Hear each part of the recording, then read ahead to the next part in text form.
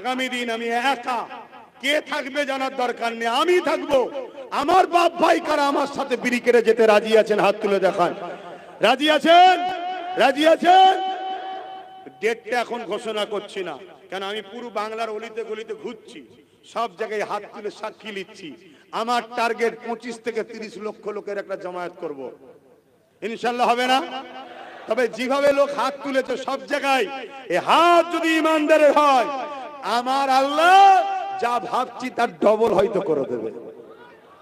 আর যেটা হবে সেই দিন আমি এটাও আপনাদেরকে বলবো, সর্বধর্মের মানুষের জন্য ডাকবো, দেশের জন্য ডাকবো।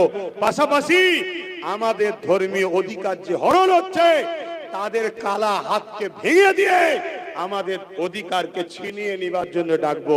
আপনারা আমার সাথে সত্যি সাথ দেবেন তো? গাড়ি ভাড়া দিতে পারবো না, তেল খরচ দিতে পারবো না, কেন আমাকে কেউ করাবে না, আমি নিজে করব। কারা নিজেদের গাঁটের পয়সায় নিজেদের খাবার নিয়ে যেতে রাজি? হাত তুলে দেখান।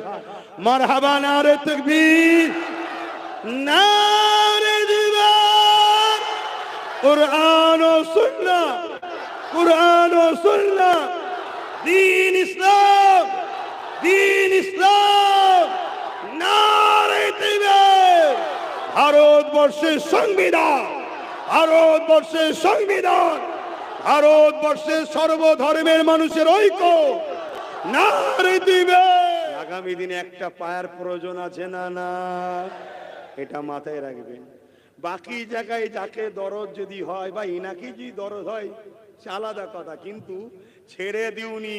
সব ছেড়ে দিলে বলবে দিল্লি যা, সব ছেড়ে দিলে বলবে দিল্লি যা, আর ধরে রাখো বলবেন না না ঠিক আছে তোর সাথে আমি আছি, যা বলবো তাই শুনবে। শুনছেন তো নাকি?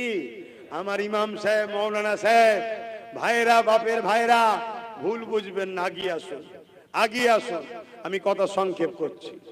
আগামী দিন এই আন্দোলন যেখানে যেখানে হবে, বললাম যারা সত্যি হকাবের জন্য আন্দোলন করছে তাদের সাপোর্ট আমি রয়েছি। আর যেখানে শুধুমাত্র একজনের তেল মাখানো হবে আর একজনের বিরোধী করা হবে, আমি সেখানে নাই। ভুল করছি, ভুল করছি, ভুল করছি, তওবা করব। আসো, বিসমিল্লাহির রহমানির রহিম। বোঝো আমার কম, প্রকাশ্য দুশ্মন যত বড়ই হোক, বিজয় ইসলাম ও ইমানদারিরই হবে। জোরে বলুন সুবহানাল্লাহ। যতই চেষ্টা করো, যতই বলো বাড়ি বাড়ি অস্ত্র রাখো, যতই বাড়ি বাড়ি অস্ত্র বিলাও, যতই তুমি নিরীহ মানুষগুলোকে ভুল বুঝিয়ে গরম করো, বিজয় শুনে রেখে দাও, ইসলাম ও ইমানদারদেরই হবে। জোরে বলুন সুবহানাল্লাহ। আর এটাও শুনে রাখো যে আবু জেহেল আমার নবীকে চারিদিক দিয়ে রুখতে চেয়েছিল, সেই আবু জেহেলেরই ছেলে ইকরামা ইমানের কলেমা পড়ে মুহাম্মদ রাসূলের গোলাম হয়েছিল। জোরে বলুন সুবহানাল্লাহ। শুধু এটা নয়, একদিন 39 জন কলেমা পড়ে নিয়েছে, আবু জেহেল মাথায় হাত দিয়ে বসে গেছে। এই করা যাবে, কি করা যাবে? সেনাপতিদের নিয়ে মিটিং করতে বসলো, আমলা চামলা নেতা মন্ত্রীদের নিয়ে আবু জেহেল মিটিং ডেকে দিল। ওই মিটিং এ আলোচনা হতে লেগেছে, মুহাম্মদ রাসূলকে চারিদিক দিয়ে রুখতে চাইছে, কোনোভাবে রুখতে পারছে না। আমাদেরই দলে দলে যারা আমাদের হয়ে লড়াই করত, যারা আমাদের হয়ে মানুষকে লুটতো, সমাজের বুকে ফিতনা করত, গরিবদের উপরে লুটে আমাদেরকে মাল দিত, তাদের মধ্যে থেকে অনেকে মুহাম্মদ রাসূলের কাছে চলে গেছে।